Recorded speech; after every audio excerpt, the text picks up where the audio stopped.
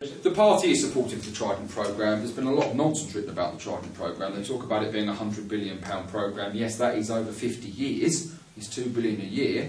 A lot of the upgrades which are going to take place have to happen because they need the new hulls, etc. Actually, a reduction to 3 submarines makes absolutely no difference in the budget at all because they have to keep the one alongside more active and moving out. But the problem is that I agree, and I've had thoughts about the Trident programme, whether we should support it, whether we shouldn't support it, etc.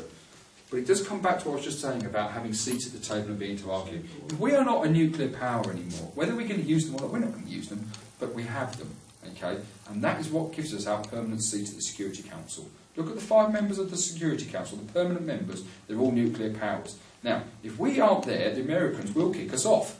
Okay, and we know that. Then it leaves the French, and the French want to see that given up and given to the United States of Europe. So if we don't have Trident, we go down this road where we then really let the French and Germans get their own way, have the United States of Europe, and give up the Security Council place to an EU Foreign Secretary, an EU member. And I don't want to see that either, because I think that doesn't give us the options which we now have.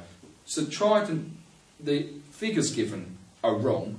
It's not going to cost us £100 billion. It is over 50 years, but £2 billion to have the influence we've got. Because how much is it costing us to actually be in the theatre of war? A damn sight more, which we might not have been in if we'd actually had a bit more influence at the time and actually used the influence we had.